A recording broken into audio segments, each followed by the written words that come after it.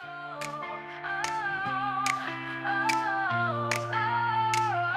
votes are in, it's time to see what this town is meant to be. Together strong we'll cast our say, build tomorrow from today. Side by side we make the call, every voice it counts them all. A team of hearts with plans to share, for every soul we're standing there. It's in the ballot, it's in our hands. Together we rise and take a stand. For every dream, for every need, community spirit is our creed. The vote is here to pave the way, working hard both night and day, delivering hope, delivering dreams. We are the ones who fuel the streams. Every corner, every street, we bring the change that makes us meet. Hand in hand we hold the flame, together we'll make a lasting name. It's in the ballot, it's in our hands. Together we rise and take a stand. For every dream, for every need, community spirit is our creed.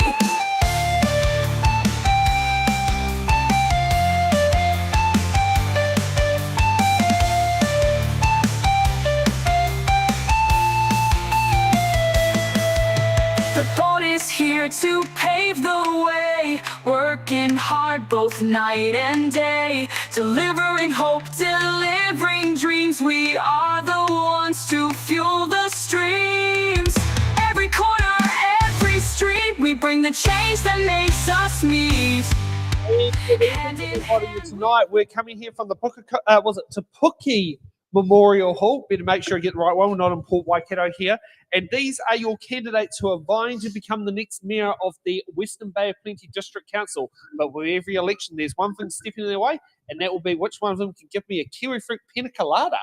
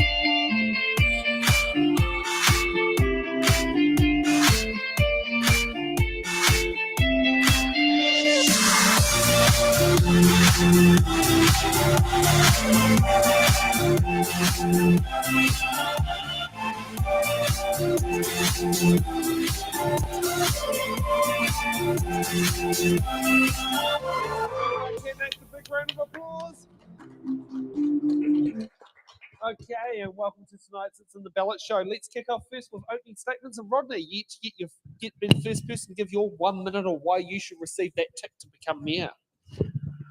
Evening all. My name's Rodney Joyce. I have a little business running in Katikati, importing and wholesaling to various people.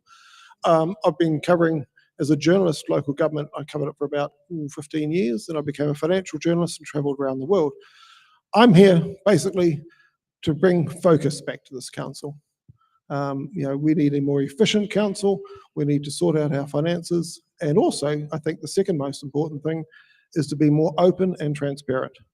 People are worried about their rates, and people are worried about their relationship with the council and how the council treats them.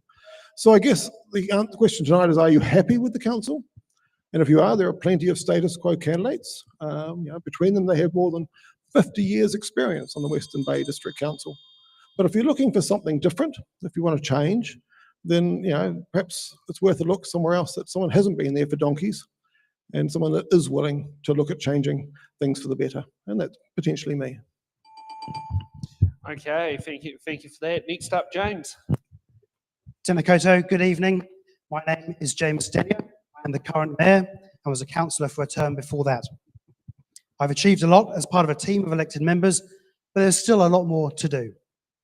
I'm now experienced in the role and built strong connections and relationships with central government, other councils, community organisations and iwi hapu.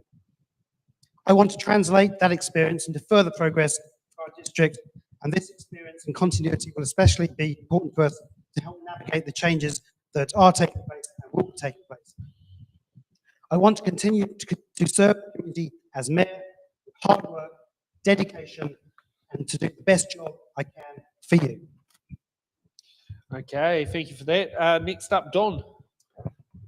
Good evening, everyone. Don Thwaites is my name. Western Bay of Plenty local for 52 years. Completed my primary schooling at Te Puna Primary, went on to Otamoto College and then on to Massey University where I gained a accounting degree, business degree in accounting and finance. After that, came home and largely been involved in the kiwifruit industry for the last over 40 years now. Passionate about the area, passionate about kiwifruit, passionate about Bay of Plenty rugby, and certainly passionate about the Western Bay of Plenty and their people. And that's why I've been a councillor now for a few terms, done a few terms on council. Obviously, rates are a real issue coming up, cost of living pressures, hitting families hard, hitting businesses hard. So let's shine the light on that, present it in plain English, explain what's going on, and then go forward from that. Managing growth is also a big part of the Western Bay. It's such a popular area. The sunshine, people just still flock in. Thanks a lot. And anyone knows my preference. I like the raspberry kiwi fruit.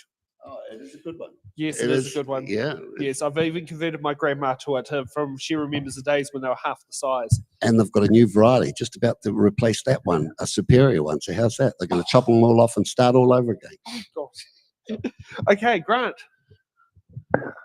Good evening, ladies and gentlemen. My name's Grant Daly. I'm running for Mayor and I'm also running for the Makatu Te Puke Ward Councillor position. I've lived in Te Puke for nearly 25 years now. I live on a 2-acre lifestyle property about 10 kilometres from the town centre of Te Puke. I've been a councillor for the last 9 years as a Makatu Te Puke Ward Councillor, and before that I served 2 terms on the Te Puke Community Board. I believe I've served my time under 3 different mayors now, Ross Patterson, Gary Webber and James, of course.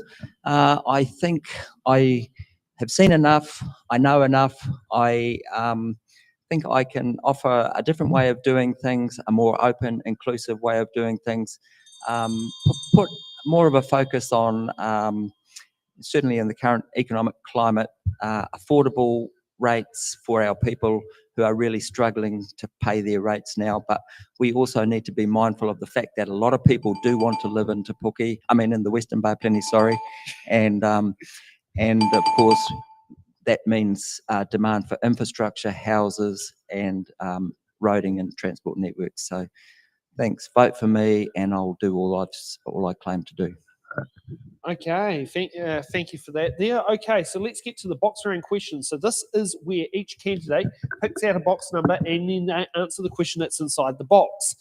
Also, with It's in the Ballot here, we give each candidate 2 button cards. Metaphorically speaking, I'll keep a tally of the buttons because when half the people have the cards, they still actually somehow go over them. So that's why I'll be keeping a list today of that. And also, each candidate has 1 defer card. If a candidate would like to use a button card, they put up their hand and they wait for the first candidate to finish their question before the second candidate puts in a button card. We encourage you to use them because then we can sit there and get a nicer, wider range of things of what candidates stand for. If you also want to use a defer card, you can say you want to use a defer card and request which candidate you want to give it to. My cheeky one is say do it to the ones who are here so we get an answer tonight, but you can always be cheeky and do it to one of your fellow candidates who have not made their way here tonight. Okay. Now, when we pick our candidates, we use a random list order generator sheet here. And Grant, you get to go first. What box number between 1 and 28? And you can use Te Reo Māori or English. I don't know the Māori version of number 8. Number 8, Waru. Waru. Yes. Okay, Waru. It's all right. I remember it being drummed into me a lot at primary school. It's the one thing that I do remember is my numbers. Okay, so we have letter F for Foxtrot. With respects to large capital projects, is it more important to support local contractors or to focus on getting best value for the ratepayer? It's a great question. I don't believe this should be mutually exclusive. Council has gone down the track of establishing a sustainable procurement policy, but we do know that a local contractor should be more conscientious in delivering a service, whether it's fixing a road or mowing a reserve.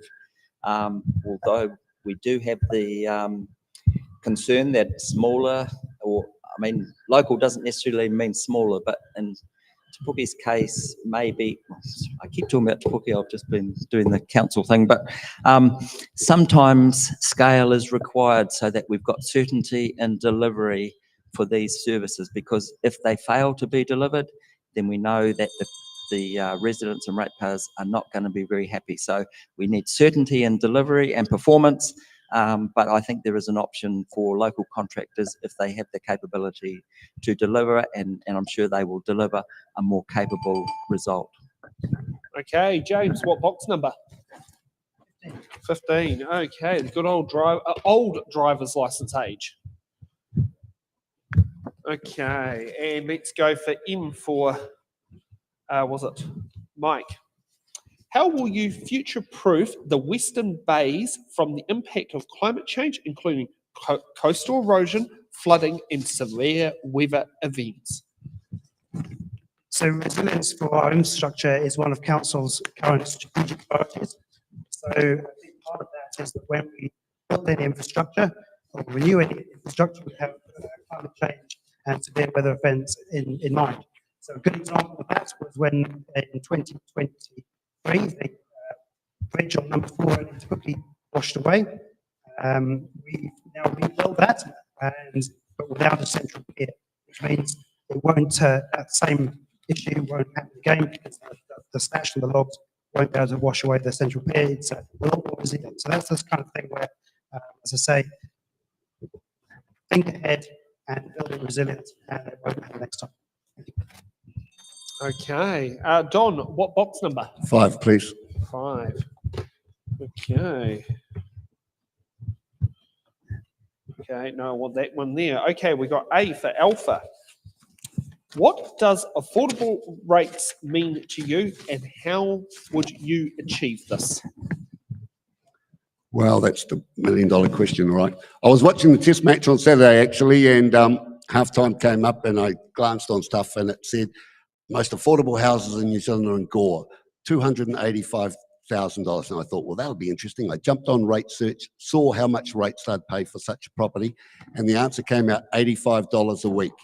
Now, $85 a week is supposedly for an affordable house down there. Obviously, our own rates around here, $1 million house in Mayoral pays, or any of our urban areas, pays $95 a week. So I guess the answer has to be somewhere between 85 and 95, but that's being slightly flippant. Obviously, it is a big chunk of their money, but obviously that Mayoral house was the key. $60 a week would be perfect, but sadly those days, the cost that we're facing, it's bigger than that. So that's the rates conundrum we face. Okay, and it looks like we've got 2 buttons. Rodney, you go first. Yep. So this is obviously a subject close to my heart. Yeah, the simple fact is we need to change the way the council operates. Head office costs at council swallow about 1/3 of your rates. Our peer councils are down around 20 to 25%. Now, we're going to have head office costs, there's no doubt about it, but we're out of line. And that means not only are our rates higher, but also that we have less money to spend on the key projects. So quite significant changes needed. We need a new CEO who understands that efficiency is part of their brief. And then we need to do a top to bottom to top review of the council. If we don't do that, then we can expect more of the same. And the message from the public is that they've had enough of more of the same. So we need to make changes. I would gently point out to my colleague Don that a $550,000 house in Te Puke or Katikati, for example, pays about $4,000 a year in rates. A similar valued house in Tauranga City pays around $2,500 in rates. So there is a better way of doing this. We just need to look at how we operate our costs, and flow that through to reforming our rates. Okay, now let's get to Grant for his button. Yeah, thanks. Nick, is it Nick? Sorry. Sam. Oh, Sam. But that's all right. You've been dealing with Nick, the candidate liaison, who is also a remote editor tonight. Can we start the clock again? Sorry. First of all, rates are not considered affordable by many in our communities. Rates across the country increased at an alarming rate over the last 3 years. In the Bay of Plenty, apart Hold your from the microphone up a regional bit. council, who subsidise their rates thanks to their $3 billion investment fund, our neighbouring councils increased rates cumulatively by 32% to 42% in this period. We were at the lower end of that scale. However, going forward, I'm committed to cutting our rates back to the bare minimum. It will only be possible with the support of other councillors and a collective push to achieve this. It will have to be the most significant rethink of our current plans and processes with the support of a new CEO to achieve this.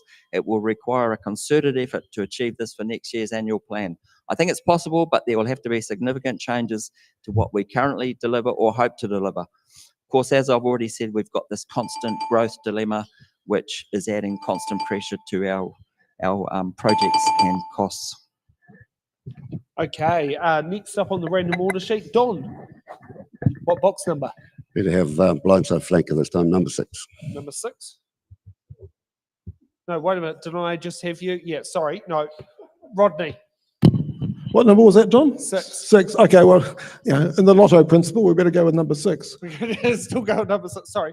That's my mistake for having the highlight and a few buttons make things a lot of fun. Okay, we got Y for Yankee.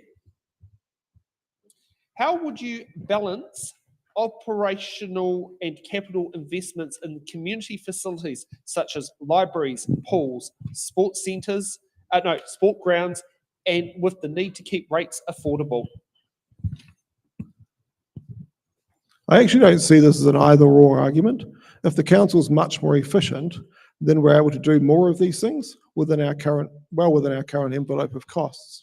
Sports grounds, libraries, they're not useful add-ons. They're actually part of what we do. What does a council do? Well, what a council does is the things that nobody else can do, like roads, right?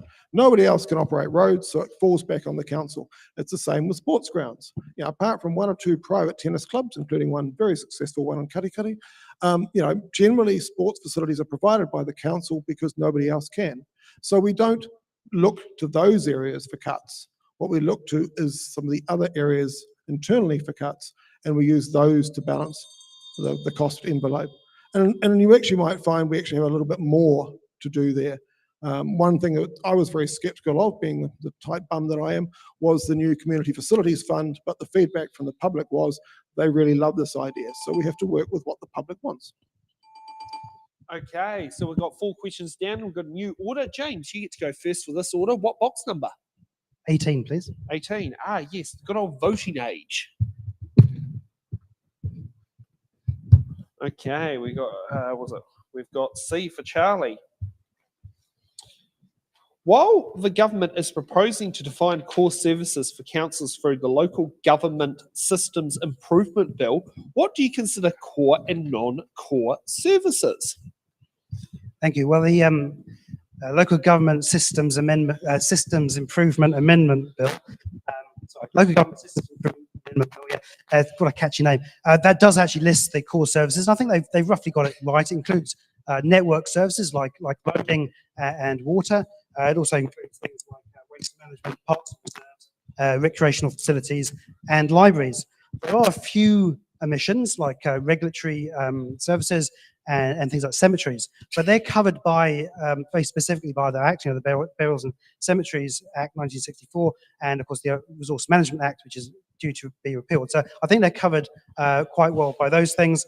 I'm pretty happy with those core services. It's as Rodney's just said. Actually, it's about things that the public can't do for themselves, and it's better done in a public way by council. And we've got a button from Grant. Okay, I'm using up my allocation pretty quickly, but I think the Local Government System Improvements Bill is a timely piece of legislation at a time when our ratepayers are really struggling. you know, it's going to force councils to actually do what they say in election campaigns and focus on core services, cut back on the nice to haves. And so to actually define them, three waters: transportation, roads and reserves, rubbish recycling, libraries, and regulatory services. While this is a necessary function, some would prefer less intrusion, less cost, complication, and red tape in this space. It is a common complaint I've been hearing lately. People just want to get on with their project without delays and additional requests for information. The other thing that was included in this new bill is museums, which have been defined as a core service. It seems a bit strange that this is added, but I'm happy with this because in the Western Bay we do have two very low-cost museum projects or setups, and the Western Bay Museum in Katikati, which the whole district supports, and the recently open Experience Te Puke Kiwi Fruit Capital of the World, which I think should have a equal funding from the whole district as the Katikati one does.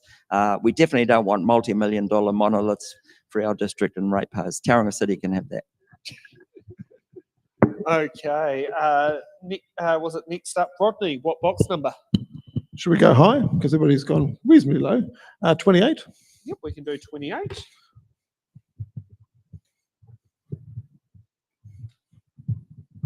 Okay, we got S for sulphur. Cool. How will you work with local iwi and hapu to ensure decision-making reflects partnership principles under Te Tiriti o Waitangi?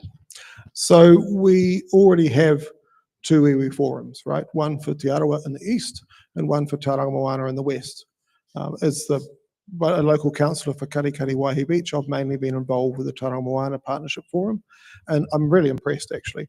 You know, people talk about separatism, but actually what I've found is that iwi and hapu want to be involved from an early stage, but they also want to do what's best for the whole community. So they're a real asset to the whole community in their approach. They're not really that interested in doing things completely differently. Yes, they have their own needs and requirements for things like urupa, but they actually want to help everybody. The Maori ward that we're about to have for at least the next 3 years is a good thing. It's free, it costs nothing because it comes out of our salaries. It's democratic, it's one person, one vote. And it's also respecting those treaty principles that are embedded in the Local Government Act. So, you know, I think there's a lot we can do, but the main thing the iwi and hapu want to do is to be given a chance to help the whole community, and I think that's a really positive thing. Okay, thank you for that. Next up, Grant, what box number? 3. Okay, box number 3. Okay, we got K for kiwi fruit. Western Bay of Plenty District Council has faced financial pressures in recent years. How will you ensure responsible fiscal management without cutting core services? Well, that is the dilemma that we face currently. It's clear we are reliant on great staff, and our most important task after the election is appointing the best CEO we can find. Beyond that, it's essential the mayor and councillors are hyper-vigilant on the issues that arose over the last year with our financials. This was partly due to maybe slightly less experienced staff under the previous CEO. And you know, it's only natural that someone without local government experience coming in is not going to be over this completely. So we do need a fully experienced CEO, a mandate by the government to consider rates capping, the focus on core services will help us to be more responsible, focus on the essential core services and less on the nice to haves. Thank you. Okay, and we have a button from Don. Yep, thanks a lot. This last financial year we've just had, Western Bay has had the biggest financial year of its life. We've spent $230 million in our district. A lot of that is investment going forward. It's not as bad as Grant points out. The overall picture's come in pretty well at the end of the day. it is important going forward, sorry, that financial management, that we get back to a 6-weekly reporting meeting schedule. That was part of the problem we had. We had long delays between information coming back. We've got to shine the light on that. We've got to present it. Everything we do is public information. Everything we do is the ratepayers, it's your business. So we've got to get it out to you. We've got to demystify the whole thing. We had our largest ever collection of financial contributions. So growth is really flourishing in the district, and we've just got to keep a firm hold on the expenditure as we go. Thanks. Okay, next up, Don. Number 8, please. Number 8. No, sorry, we can't do that. It's been taken. Do you want number 7 or number 9? 7 will be fine. 7. Yeah, you did too. Well done. Definitely shows that I have kept a list. Yeah. Oh, what, for 7? Whetū. Yes. Also, was it our first female Māori minister was named... Correct, Whetū Turakatini Sullivan, yes. Well, in 67, she was only Turakatini at the time of the election, but she married her husband Dennis between winning the election and getting sworn in, because it was a bit taboo for an unmarried woman to be elected into Parliament at that point of time. And what was her electorate? Southern Māori, which was her father's Eda Turakatini. We've now got audience participation. Okay, so we got we have the question Z for Zulu. How will you ensure access to community services for diverse population, including students, migrants, and vulnerable groups? Great question.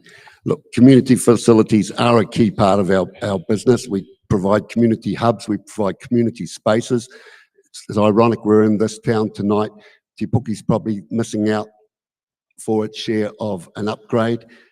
This community is crying out for community spaces where we can bring these groups together. On one hand, we've got the government telling us stick to core business, all those social other aspects needs to go back to central government, but we need to provide the facilities for that to enable that to happen. So utilise our staff, engage with these people, and encourage them all. Thanks. Okay. Okay, we've got 8 questions down. Let's refresh the order. And Grant, you get to go first. What box? Oh, do we have a button? Oh, okay. Okay, Grant, what box number?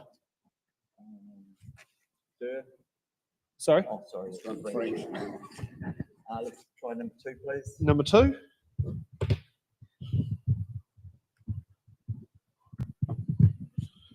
Okay, we have Q for Quebec. What qualities do you believe are important in a mayor, and how will you demonstrate them? Okay, I believe that the mayor needs to be approachable, he needs to be relatable, he needs to be open, he needs to be accessible, he needs to be listening to the community.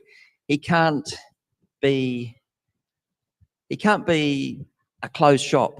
You know, the councillors need open access, the community needs open access. We need to ensure that the councillors work as a team under the mayor. The mayor needs to be the uniting force for the team.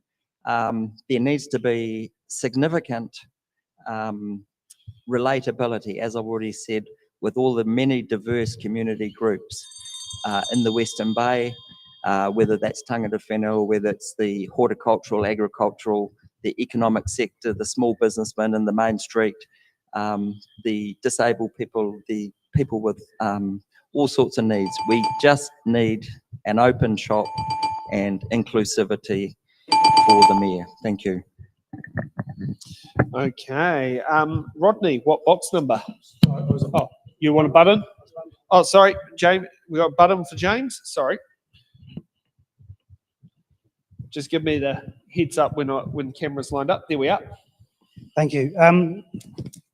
What makes a good mayor? Well, being able to work with others, your elected members, your staff, community, iwi. You need to build relationships, put the work in, enjoy meeting with people, be extensively read, including all the agendas, and be confident chairing meetings. I've done that and I love the job. Okay, now, Rodney, what box number? Did we get 27 yet? There's a pattern. 27 is available to be There chosen. you go. I've got a system here, you may have noticed. So 27? 27 it is. Okay, we got T for Tango. Okay. What is your strategy for supporting local businesses, horticulture and tourism while ensuring sustainable growth for the district? So it's interesting that amongst the government's core services, economic development has stayed, which I think is really important. There's a number of things we can do. One thing is in terms of encouraging local contractors. In the past, the council's sometimes gone for these mega multi-year contracts that really only big companies can do. In recent times, we've cut our contracts up and enabled smaller companies to take part. It's also really important that we put tenders out early. One of the issues with roading in the last summer was the fact that our previous contract fell over and the tenders were put too late. We put a fair whack of money into Tourism Bay of Plenty, and I think there's a very, very good return on that. Tourism is extremely important to our region and to our communities from Waihi Beach right down to Tamarako and those areas. The kiwi fruit industry is both an important industry in terms of support for horticulture and the like, but it's also a possibility with tourism. So I think we need to have a system that's efficient and encourages others to do their best. Okay, Don, what box number? 11, please. 11. Okay, we got L for Laura. What role should councils play in addressing climate change? Should emissions reduction be a key priority, or do you have other areas of focus? Certainly have a lot of other areas of focus other than that. Obviously, climate change is happening around us. We are a coastal settlement. We have to be wary of that. But Western Bay of Plenty is really blessed in its natural location. We don't get those cyclones. We don't get those strong winds that come on. So we have that added ability. We don't get smashed to bits like other parts of the country, as we've seen recently. Obviously, Gabriel was a one-off and it took out that first bridge James referred to earlier. Waihi Beach and Makatu are coastal areas. They are right hard on the sea, so we have to be aware of what's going on there. Obviously, long-term, we have to work with the Insurance Council, with the insurance companies of New Zealand, what is going to be insured and what ultimately probably won't gain insurance for that. So that is some big work to go, and we need to talk to our community about that, talk to central government, talk to those insurance companies and come up with a long-term plan to address it. Thanks. Okay, next up, James, what box number? 26, please. No problem.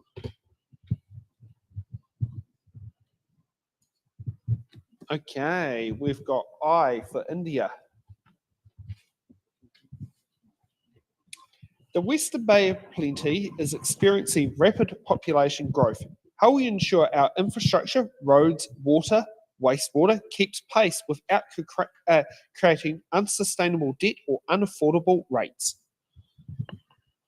Well, the key thing here is that we must ensure that growth pays for growth.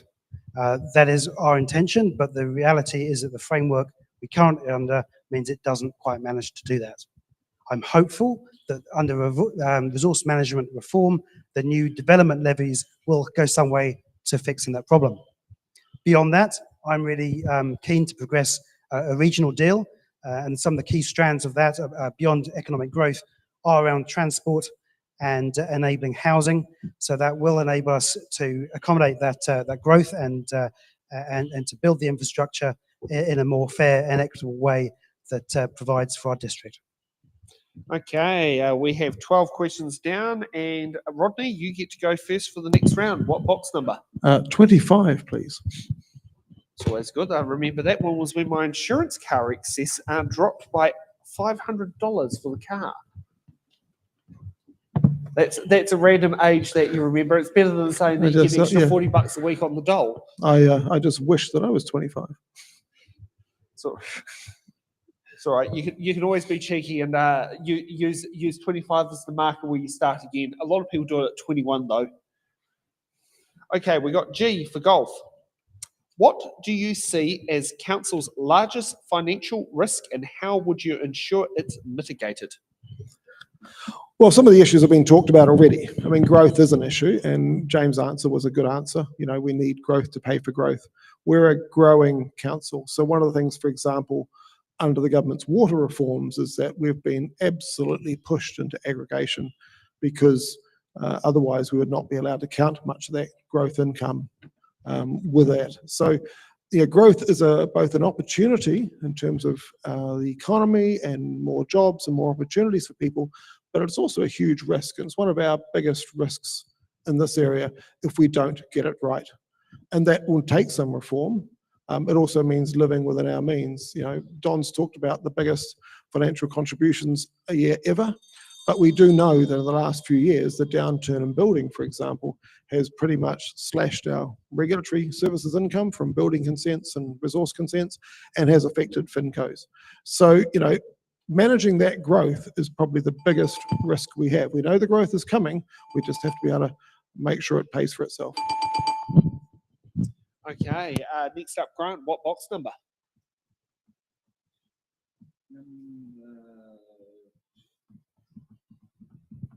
21.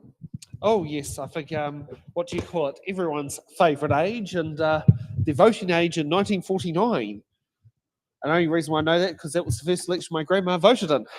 And that's what the law was at the time. And another story about your grandmother, Oh, I know. Lovely person. both based on number 21. It's all right. If Granddad was alive, he'll be watching this live and probably typing in comments saying, you're doing this great or you're not doing that great. Okay, we got W for whiskey. Do you support or oppose the current water reform model, and how will you advocate for the community interests if the government plan changes again?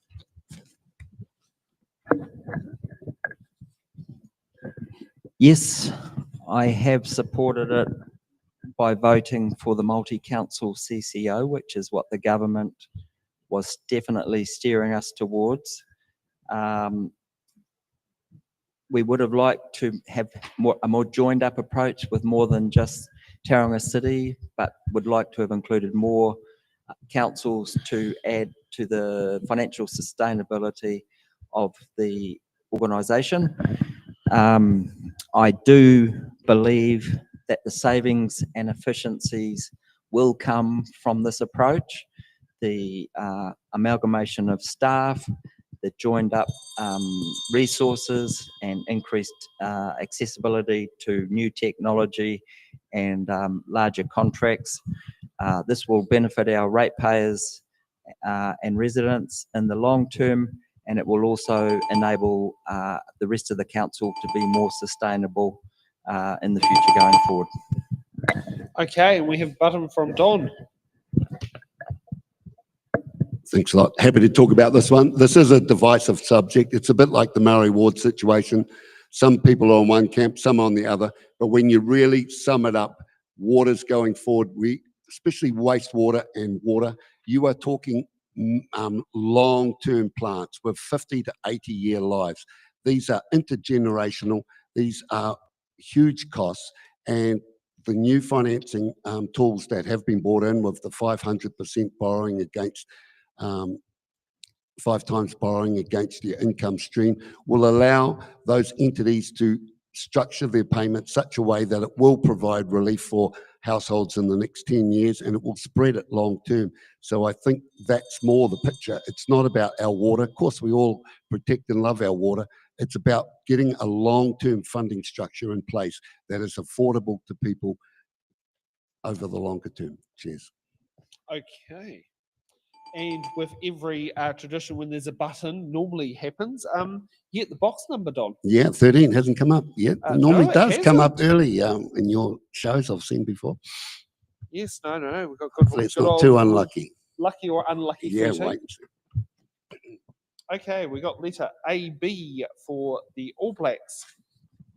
Many residents feel disconnected from council decision making. How will you improve transparency and community engagement? They certainly are. And people think that we're some mystified. We are just an extension of them. Everything we do is out in the public. Sure, some private contracts and that have to be done in confidence, and then they're released to the public after that. But really, it's about transparency. It's about sunlight. It's the best thing. And we need to actually explain it much better to people. We need a common language, not fancy IFF accounting standards going forward and accruals and back payments and all the rest of it. We need to explain how the system goes and make it, demystify it and explain it. It is your business. You deserve to know fully about it. Okay, and we've got a button from Rodney. Yeah, I just wanted to add on to that. I think there is a perception that the council talks down to people. After rates, it's probably the biggest concern that I hear from the public. I think we need a more humble council, a council that's willing to listen to others' ideas earlier in the process, and rather than putting up a proposal. We need to get out and about and talk a bit more. One of the things that people say is, when you do a proposal, why are we not able to look at the status quo? With local waters done well, we were legislatively required to offer the status quo as an option. But somewhere between the council resolution asking for that and the consultation starting, it got lost. So I think there is a need for people want to see a broader range of ideas that they can react to and have a view on. And some of their own ideas need to be in there a bit more too. So, it's about being a more humble council and being more open to the community at all levels. Okay, thank you for that. James, what box number? 12, please. 12.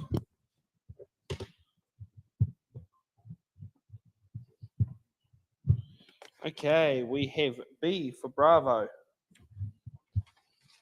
How would you strengthen relationship with central government and neighbouring councils to get the best outcomes for Western Bay of Plenty?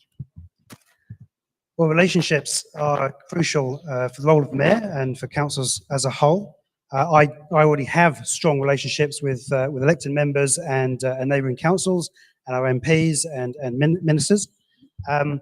But you always do better. And I think to formalise that, the regional deal will actually help that. It's a long-term alignment between central government and local government to achieve the things we really want. So build on those relationships and work as a partnership to get some great stuff done for our district and our community. Okay, we have a new order because it's 16 questions. Don, what box number? Is 17 still there? Yes, the age to join the army is still there. Okay, we got you for uniform. Okay, do you support co-governance models for managing Western Bay of Plenty's natural resources? Why or why not? Gee, co-governance, explain that all right. Look, I do believe in one person, one vote. I do believe in elected members taking part in it. There are parts of legislation that comes through and treaty settlements and other parts of government that have come through that requires consultation with iwi and tangata whenua, and that's perfectly the way it is, and that's the way it should go through. I certainly wouldn't be appointing any unelected members to councils, committees, so I'd stick to elected members making decisions, but working alongside our partners, our tangata whenua, iwi, and making the best decisions for the district. Thanks. Okay, Rodney, what box number? I think 23 is still there, isn't it? Yes, 23 is still available.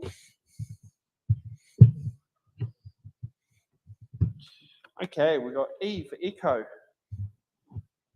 Do you agree with how council is currently managing its debt?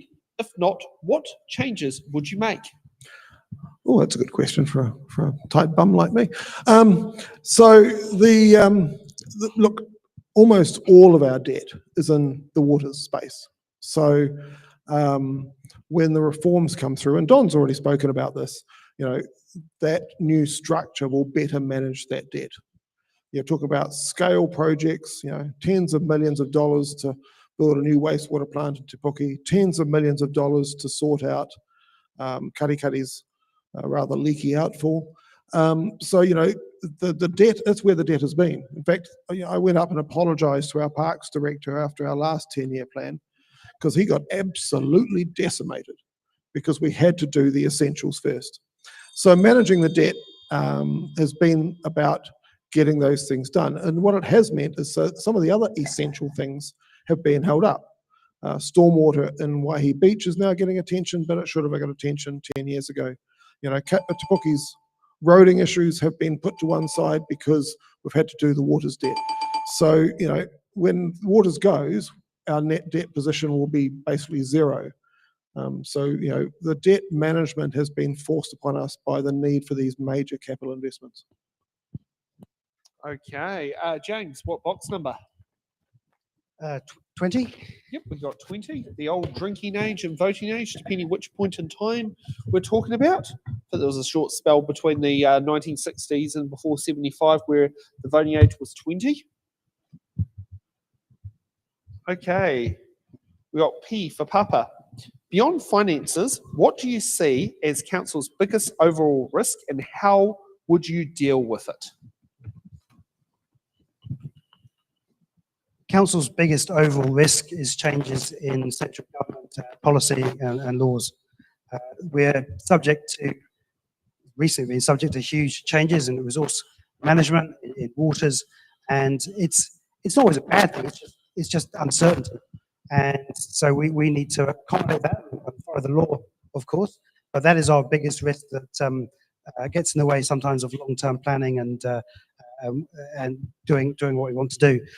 Beyond that, there are risks around civil defence, emergency management. You know, if we have a cyclone like Cyclone Gabrielle come through, that would be a major. We do have a decent contingency fund for that, but when you see how the East Coast was affected, it's hard to see how you can completely accommodate that. But yeah, they're a couple of the big risks I see. Thank you. Okay, Grant, what box number? Number 9. Yep, we can do number 9.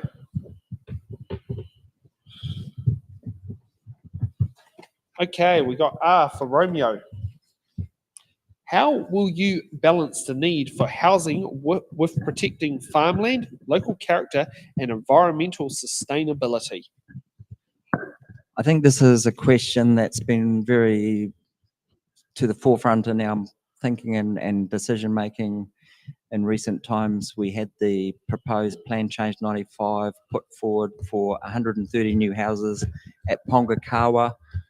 This was declined by the commissioners on the basis of reducing highly productive land, whereas at the same time we had the government ministers talking about, you know, making housing growth areas, perhaps turning them on, not being so restrictive on the highly productive land side, and yet the people that proposed that development spent a whole heap of money and just ended up with nothing to show for it.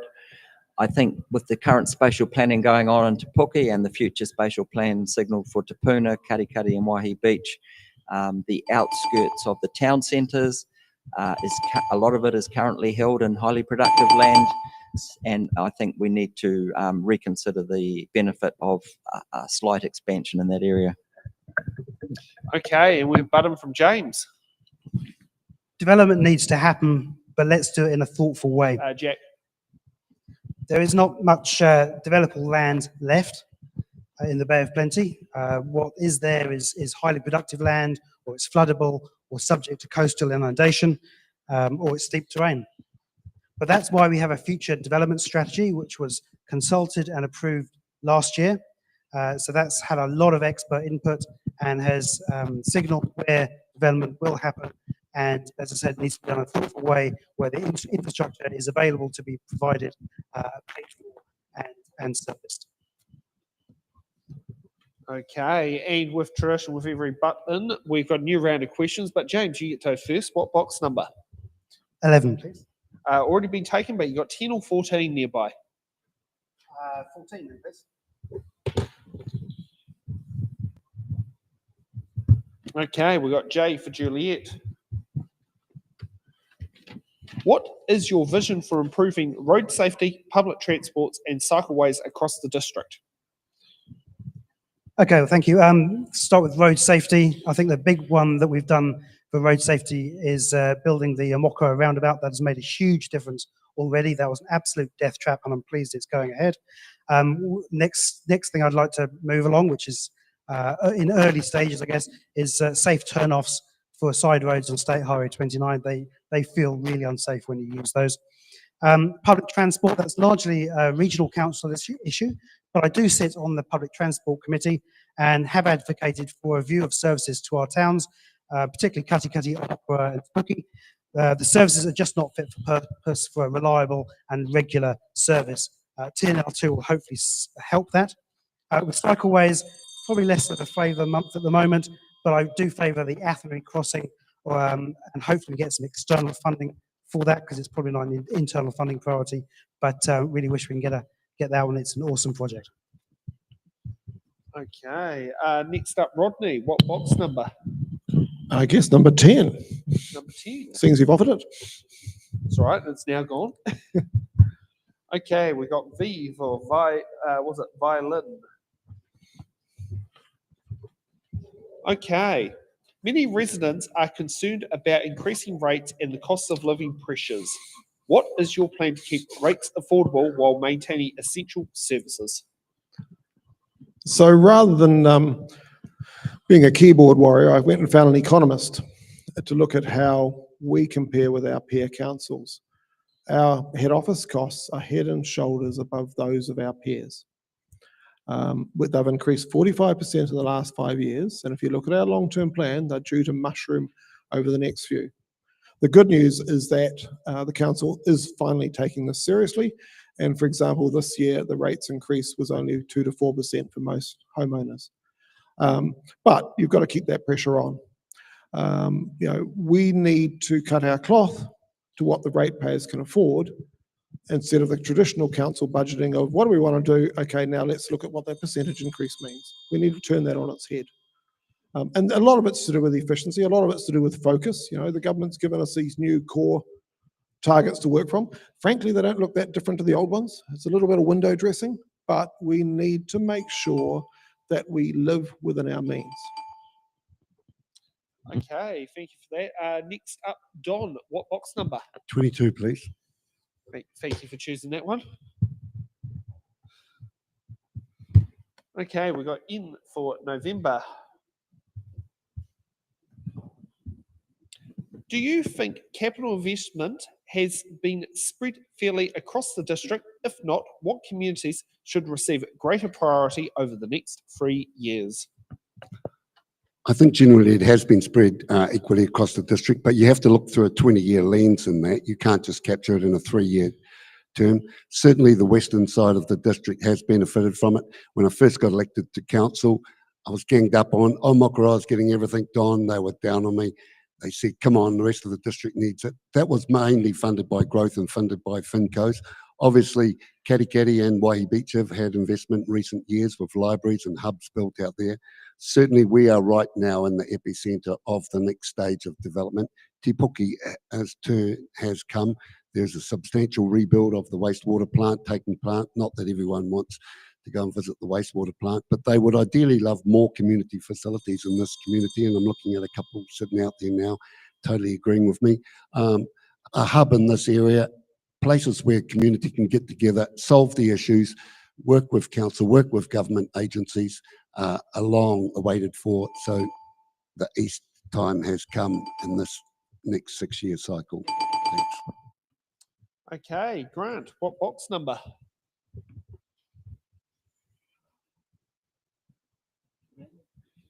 Sorry? 21? Oh, 22. Oh, no, sorry, my birthday's gone just then. We got 19, we got 24, we've got the driver's license age of 16, and we've got number 1 of the first vote you need to do if you use this TV. Number 1. Number 1? Delhi for 1. Delhi, number 1. For mayor. Not a number. I know you guys don't use this TV here, but I know I'm so used to it.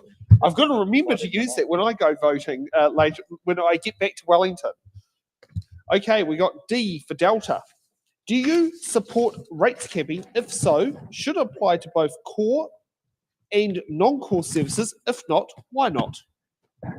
Thank you very much. I was going to employ my third button for this one, but yes, I do support rate capping. If legislated by the government, it means we will be mandated to respond and make the necessary changes to comply. It will most likely mean significant upheaval and change for most councils. Would I be happy with what is sacrificed to achieve this? Probably not, and our ratepayers will thank us for keeping future rate rises in line with whatever target is set. But there will be reductions in levels of service. There will likely be delays in infrastructure development and upgrades. It will put pressure on meeting growth targets. It may lead to underinvestment in infrastructure for housing and roading to cater for population growth. There will be unintended consequences, but it will be a great opportunity for a significant reset to halt the seemingly interminable rates rises that we have been subject to over the last few years. So yes, I welcome it, and I welcome the restraint that will have to follow. Okay, 24 questions have been answered. Rodney, you get to pick the next box number. You got 4, 16, 19, or 24? You anticipated my question. 19, please. 19. Okay, we got AA for AA batteries. How can the council contribute to civil defence and emergency management in our area? Well, there's two parts to this, I think. One is we need to be ready. And we have had to stand up the civil defence headquarters a couple of times in recent years, most obviously during Gabrielle. But I think part of that is being responsive and realising it will come our way. The big temptation with civil defence, and I've seen it over many years as a journalist as well now, watching local government, is that the temptation is always to put off the preparation for something that may not happen. That would be a fatal mistake. So we need to be ready. The other thing is we need to be more resilient in our own infrastructure. That can be things like not building too close to the coast, facilities that we actually need to use in an emergency. We need to start thinking about that. Now, we have thought about it for the public, interestingly enough. We've got medium flood levels for houses that are quite high in coastal areas now, but we need to make sure the council infrastructure is similarly protected. Okay. Grant, what box number? Got 4, 16, or 24? 16, please. Age of consent. Yeah, okay, that's the I would say the driver's license age, but yes, that is so true. Yeah, I better go with driver's license. Sorry. That's the more G-rated one.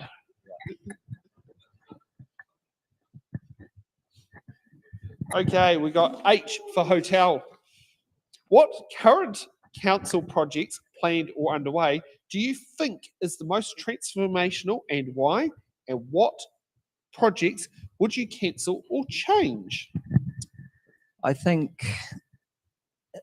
hope this qualifies, the Te Puke Spatial Plan project. This is a plan that's been under development for the last couple of years. It's due to be completed next year. It will provide a blueprint for our future needs in Te Puke, our infrastructure needs, our recreational needs, our community needs in general.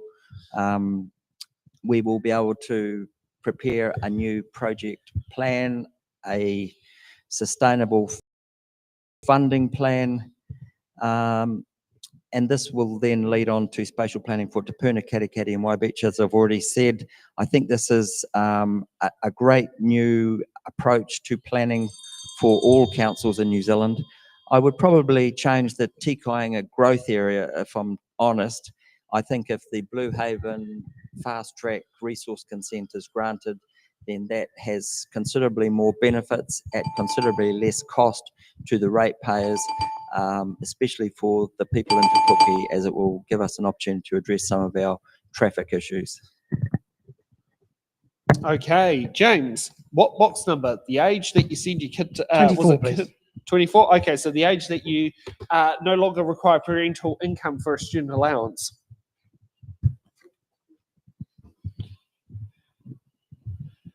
Okay, we got X for X-ray. Looking ahead, what is the single biggest opportunity you will see for Western Bay Plenty, and how would you ensure the district takes advantage of it?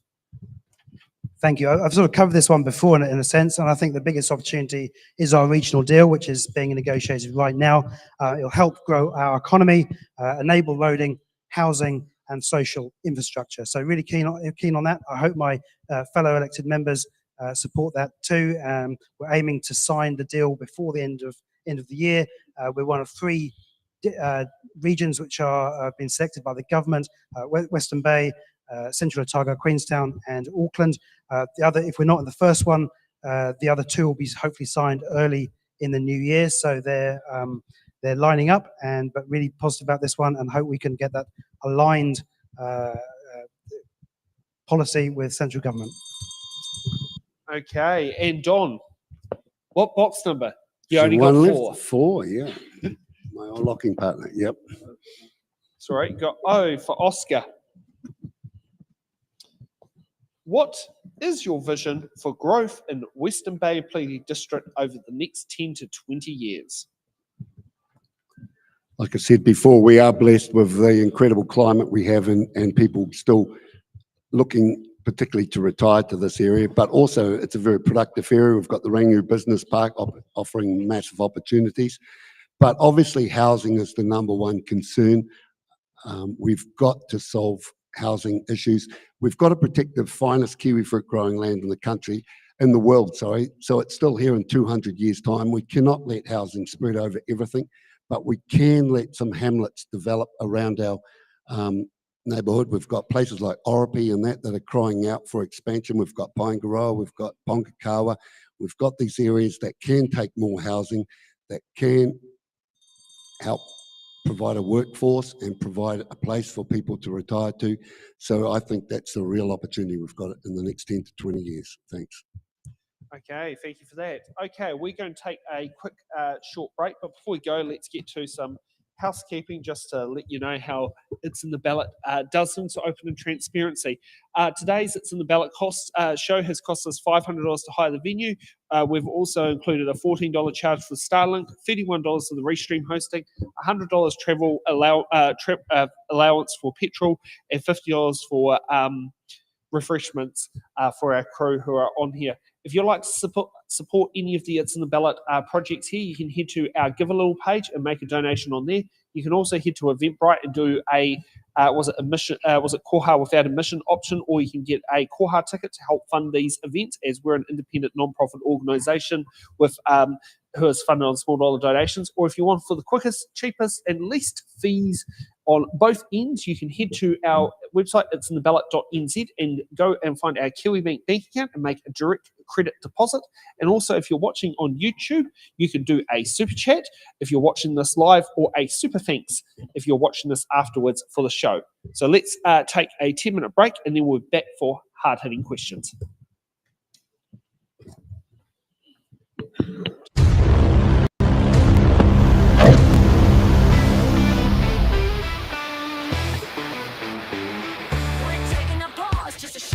Breather to stretch out your legs, you don't need a leader. The live stream will be back, so don't go too far, but for now you can wander wherever you are. Intermissions aren't really a thing anymore, but we think they're cool, a tradition to adore. A moment to breathe, have a laugh, maybe chat. There's magic in breaks, and we're keeping that. Head to the lobby, your kitchen with glee, for snacks that are tasty and drinks to be free. Fill up your plate, pour a glass, take your time, then come back refreshed, we'll resume on a dime.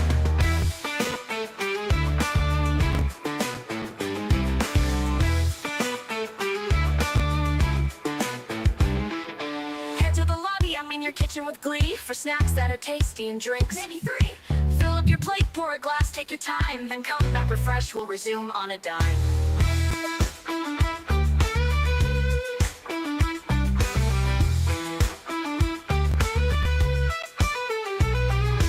Into the lobby, your kitchen with glee, for snacks that are tasty and drinks. Maybe 3. Fill up your plate, pour a glass, take your time, then come back refreshed, we'll resume on a dime. Your kitchen with glee, for snacks that are tasty and drinks. Maybe 3. Fill up your plate, pour a glass, take your time, then come back refreshed, we'll resume on a dime.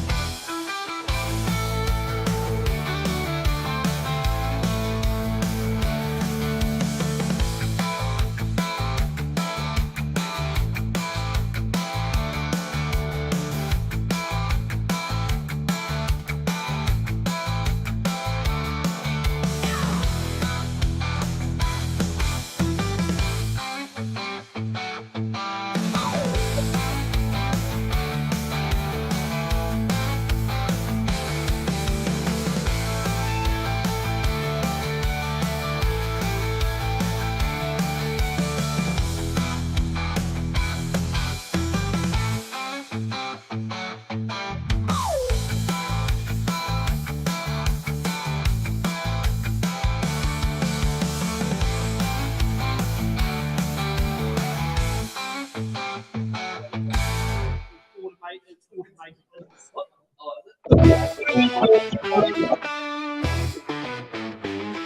We're taking a pause, just a short little breather to stretch out your legs. You don't need a leader. The live stream will be back, so don't go too far. But for now, you can wander wherever you are. Intermissions aren't really a thing anymore, but we think they're cool, a tradition to adore. A moment to breathe, have a laugh, maybe chat. There's magic in breaks, and we're keeping that. Head to the lobby, I mean your kitchen with glee, for snacks that are tasty and drinks. Fill up your plate, pour a glass, take your time, then come back refreshed. We'll resume on a dime.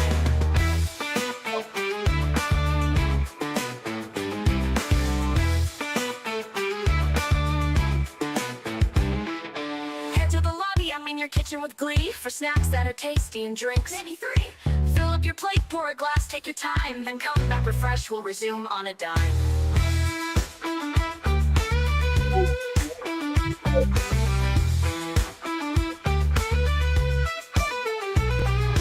Into the lobby, I mean your kitchen with glee, for snacks that are tasty and drinks. Maybe 3. Fill up your plate, pour a glass, take your time, then come back refreshed. We'll resume on a dime. I mean your kitchen with glee, for snacks that are tasty and drinks. Fill up your plate, pour a glass, take your time, then come back refreshed. We'll resume on a dime.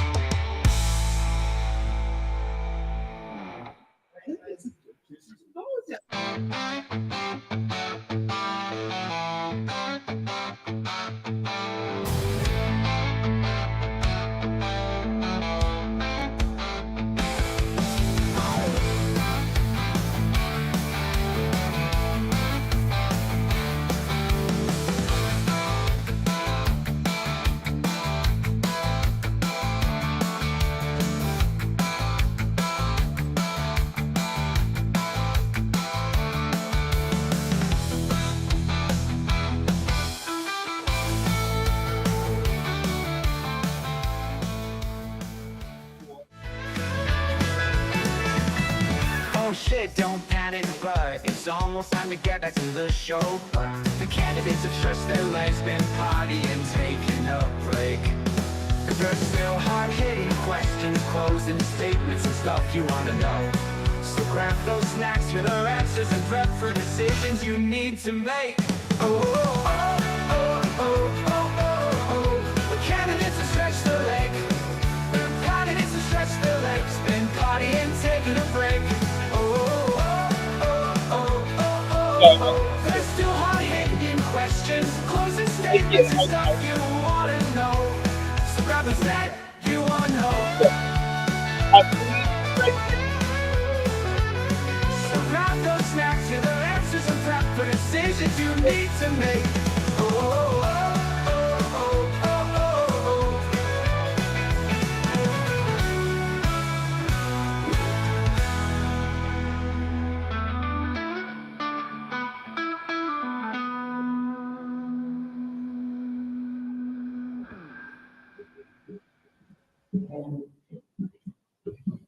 Okay, let's welcome back to It's in the Ballot, and now let's get ready for hard-hitting questions.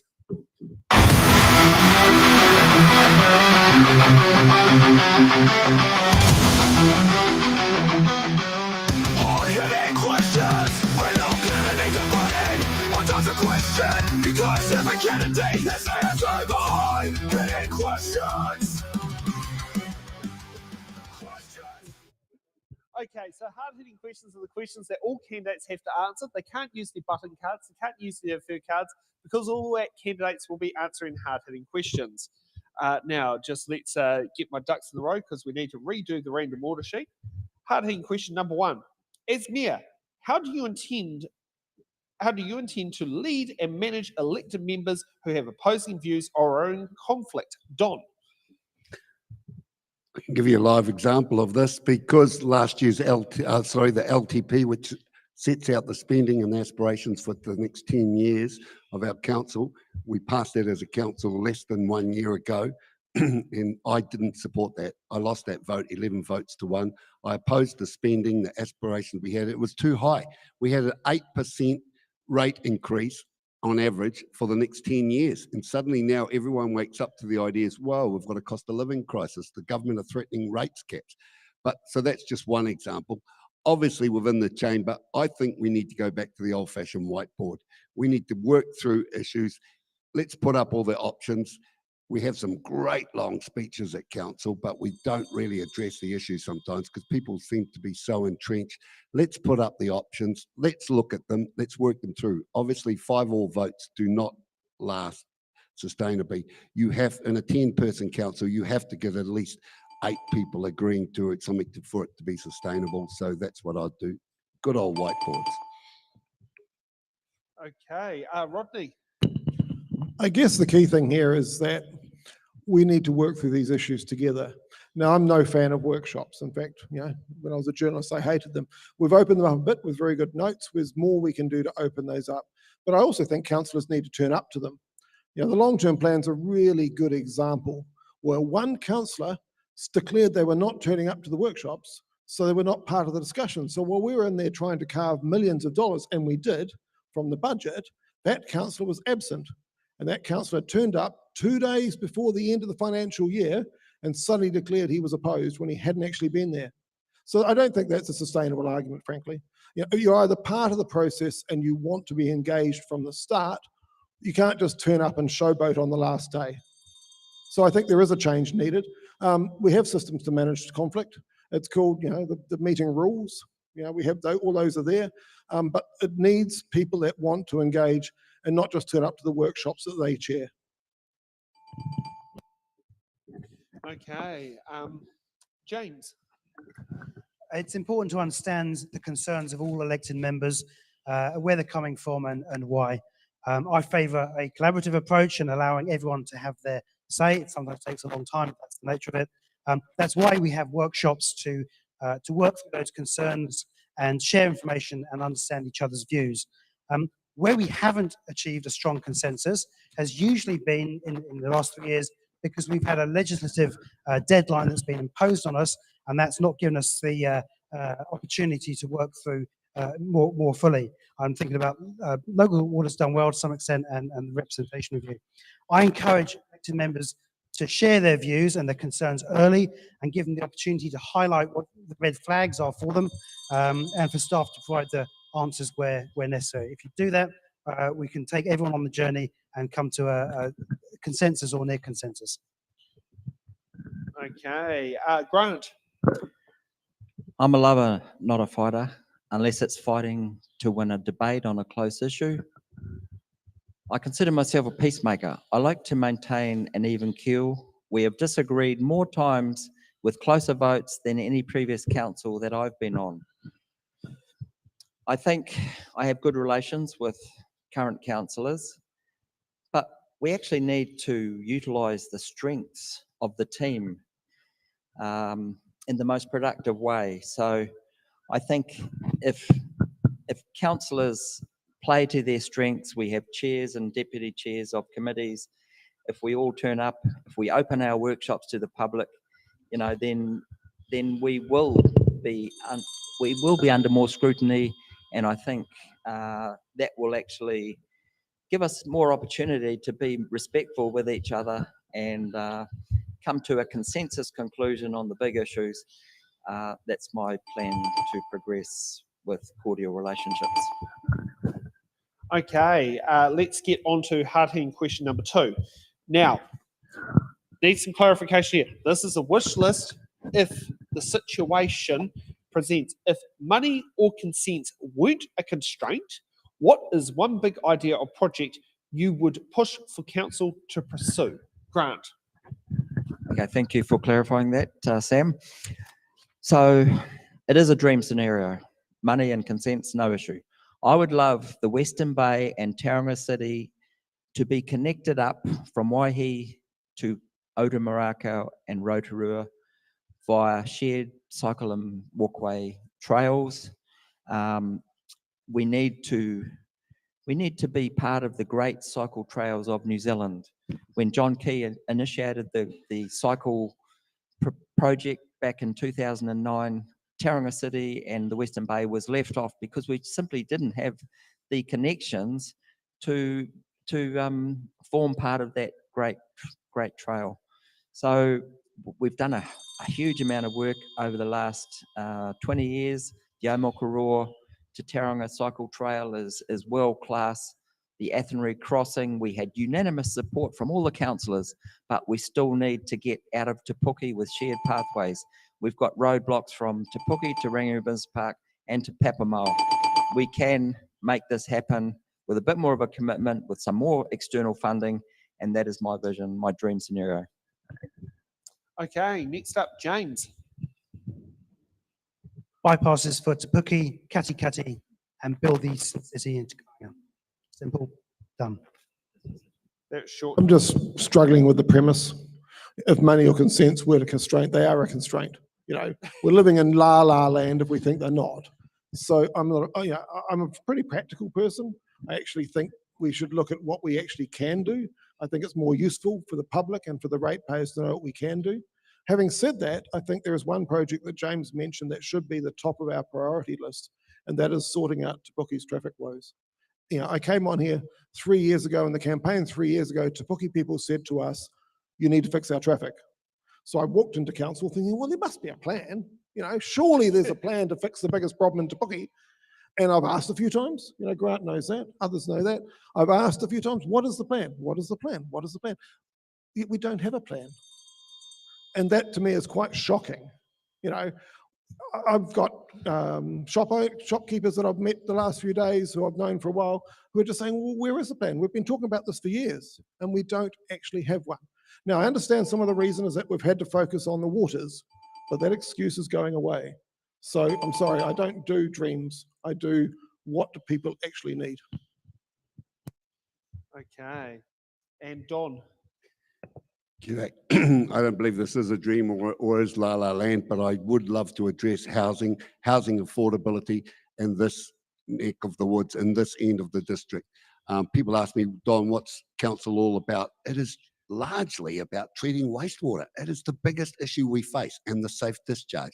Now, obviously, my dream scenario would be a mega wastewater plant down this end of town that treats wastewater, that discharges safely, hopefully to an ocean outfall, that reduces the phosphate levels, that reduces the nitrogen levels that plaguing the Waiari and into the Makatu estuary. We have the land disposal at Makatu, which is not a perfect solution long term. The land is starting to give up the ghost, and we have to move to a second part. So redirecting that to this new plant, obviously tying in Te Kainga, even Te Tumu, working with our neighbours. Local Water's done well with our CCO, provides the opportunity going forward. So I believe that's a real opportunity this district could grab hold of, and it would solve a lot of issues, environmental and housing. Thank you. Okay, thank you for that. Now let's get on to hard-hitting question number 3. What is your position on retaining Western Bay of Plenty's district, Wakakai Uru district-wide Māori ward, and the Bay of Plenty Regional Council Mayoral Māori constituency, and why do you hold that position? James. I voted to establish the ward, so I'm obviously going to support it. I see it as improving representation, leading to better decision-making around the table, allow us to not have any, reduce the number of blind spots. It's democratic, it costs nothing, and we've seen it work at BOP, Bay of Plenty Regional Council for the last 20 years, and that seems to work well, so I'm in support. Okay, next up, Don. Obviously, New Zealand's finally growing up in my, Jack. sorry, Jake. New Zealand's Perfect. finally growing up with their whole interrelationship between Maori and the rest of New Zealand. We're 185 years since the Treaty of Waitangi was gone. 15 years' time, it'll be 200 years. When my grandchildren, who are being born right now, have gone through 20 election cycles and be my age, we will be 250 years beyond the Treaty of Waitangi. And I hope for their sake that New Zealand's finally come to grips with the issues there. We've got a significant iwi in this local area that is still yet to settle, 185 years on. You've got the massive Ngāpuhi claim up north. These issues are vital, they are going on. So getting back to the Maori wards, I think they are a great way of addressing the issues. Ultimately, long term, we are all going to be one big nation going forward, but at the time being, I fully support them. I think they're the best way to address giving that voice that we need to come to the table and not just all us old grey heads. Thank you. Okay, Grant. Okay, just on the Te Puke traffic woes, that shouldn't be a dream scenario. It's a must-have. We can fix this problem. I don't know why people think it's La La Land. Well, hard-hitting three, big fella. Okay, 2018, we voted to establish Maori wards. We made that decision knowing a referendum would likely overturn it. We could have taken a pragmatic decision and voted against it, like Matamata Piakau did. The people's vote did overturn it, 78 to 22. That's a significant margin. But at least we heard the people. The Maori people held some hope for a little while, and then the Noa Mahuta came along and made it a political ping pong issue. Whole provision. We voted to establish a ward again, and we did until the new government came along and they reintroduced the referendum in conjunction with our first 3-year Maori ward. So we have a 3-year opportunity to see exactly how it works, and I really look forward to seeing how that goes. It's an opportunity for the people to get a glimpse of what it might look like with a more inclusive approach, even though we still know that the referendum is likely to overturn it in 3 years' time. Okay, and Rodney. So I'm interested that you've conflated the regional council and the district council, because the regional council's had this for 20 years. Parliament's had this for something like 150 something years, and no one seems to even question it. Even dear old Winston, when he was in Katikati the other day, had nothing to say about Maori seats in Parliament. So there's a lot of inconsistency here. I think there's a value in bringing our treaty partners to the table. It is Section 4 of the Local Government Act that we have to consult meaningfully with Maori. It is free, as James seems to have picked up from me. Basically what happens is the salaries come out of our salaries, so there's no cost to the ratepayer. It is democratic. We've been very careful to make sure everybody's votes are about equal. And it recognises those treaty obligations that we have under the Local Government Act. So it's interesting to me. I think this is actually a generational question. So the people that oppose it tend to be at the older end of the spectrum, because they went through school at a time when we were all told that to be equal, we had to be the same. Younger people understand that we can be equal but different. So as long as we keep the equality reasonably together, I think we're fine. Okay, now let's get ready for closing statements on why should the voters give you that tick to become the next mayor. And I'll just see what the randomless order generator spits up. Don, you get to go first. Thanks, everyone. If you've sat through this, well done. You've passed Local Government 101. Look, I offer myself as a candidate to be the mayor of the district. I'm passionate about the area. I've got vast experience in all the issues that go on. The mayor does control a lot. He doesn't get a casting vote if things are tied. He sets the agenda. He sets the platform. I will revert back to 6 weekly reporting, open up council, make it a whole lot less daunting, make it transparent to you, explain in local and full English what's going on, and work for you. So 1 vote for Don for mayor, and if you live in the Kaimai ward, give me a tick as well. Good on you. Thanks a lot, everyone. Okay, next up, Grant.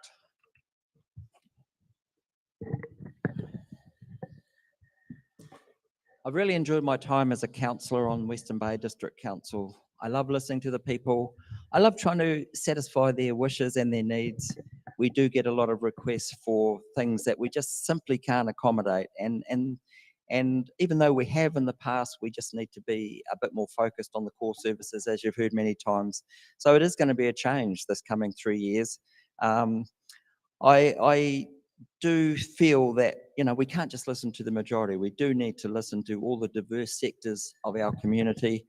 I would really value the opportunity to run the show. It's still only 1 vote for the mayor, but we haven't had a mayor in the East. You know, I'd like to remind you that since 2008, when Graham World died in office. So if you want to talk about equal distribution or equity across the district, then voting for a mayor in the East would address that concern, if it is a concern. I know people in Karikari, Waihi Beach, Te Puna, Omakaro probably don't feel that way, but just think, you know, your vote is going to be spread very thinly. Why not vote for someone that you can be sure of? Vote for Grant Daly in the East, and I will look after all of you. Thank you very much. Okay, Rodney. If you look around the candidates, you have the current mayor, you have the former CEO, and some councillors that between them have racked up 50 years nearly of experience at our council table. You have so many status quo candidates this election.